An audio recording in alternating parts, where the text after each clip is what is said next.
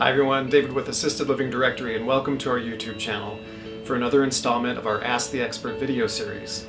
And for this segment, our wonderful contributor Trish Hughes-Christ shares with us not only how to be the very best caregiver that you can possibly be, but also how to be the very best voice or advocate that you can be for your loved one.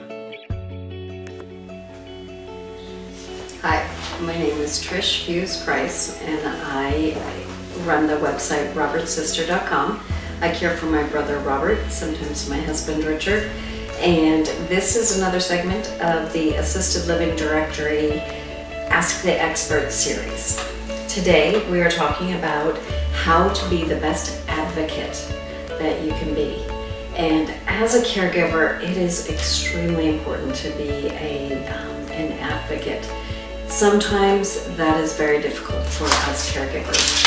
Some of us are introverts. I consider myself an introvert, and it was not easy to become an advocate for my brother when I took over his care 7 years ago.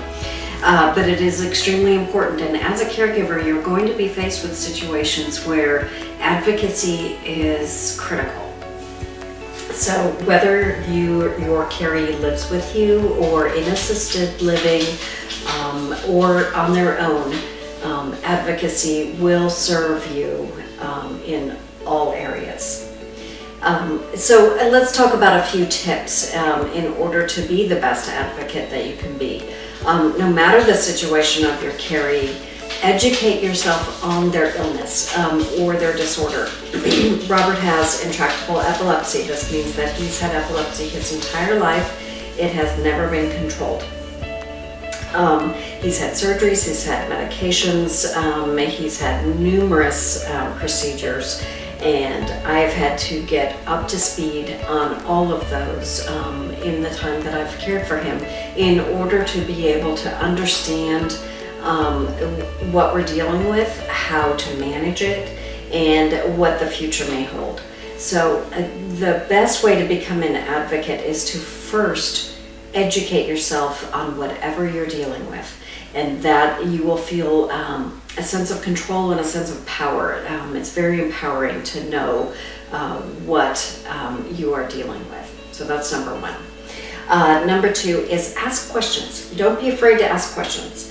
If you don't understand something, which you won't, doctors talk in a completely different language, you're not going to understand what they say.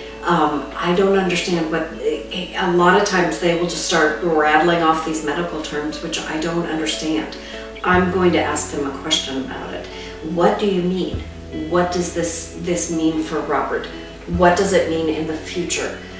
So ask questions if you don't understand something. I have had situations where it's not it may not be, maybe it's in the emergency room, always ask questions, but there may be a time where you're not able to ask a question, and if that's the case, write down what you heard and then look it up. Mr. Google can always be your friend, or you can call the doctor later. So, and sometimes we forget to ask questions, or we're so busy writing notes that we forgot to ask a question. Don't be afraid to send your doctor a note and ask the question that popped up later, or you didn't think of it at the doctor's office. Go ahead and call them, or a lot of doctors have the electronic communication, so you can go into a portal and send them a message on the computer, and they'll their staff or they will read it. So that's where you can ask your follow-up questions if something didn't pop into your head right away. So, but mainly don't forget to ask, or don't be afraid to ask questions. That's very critical. Another part of advocacy is not taking no for an answer. There's a couple of parts to this tip. One, if you are dealing with Social Security or any large government agency, chances are you're going to get two completely different answers from two different people. So you want to continue to ask questions. You want to understand that maybe that first person didn't know what they were talking about. They meant well, they just weren't trained well enough, something. So don't take no for an answer. Ask someone else. Hang up, call back. You'll get a different rep, I assure you, especially if it's Social Security. So definitely don't take no for an answer.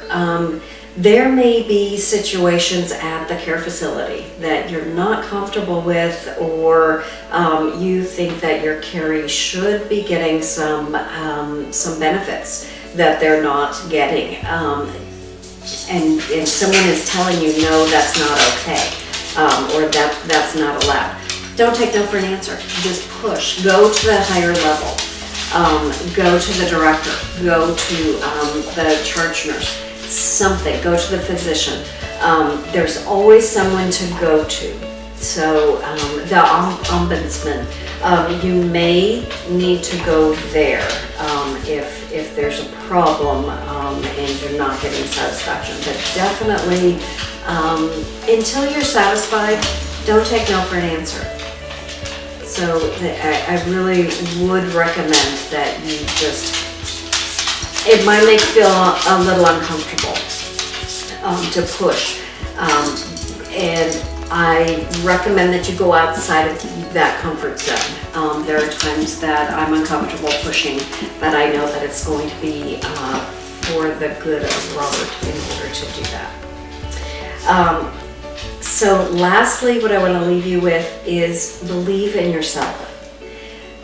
As an introvert, I didn't think that I would be able to talk to a doctor, a neurologist no less. I mean a neurologist who's gone to a gazillion years of school and has a great deal more knowledge about the brain and everything, more than me. Actually, I take that back. They don't have more knowledge about Robert than I do. And you can believe in yourself because you have more knowledge about your caree than the doctor, than the care facility, than Social Security, than anyone. And that is critical in advocacy.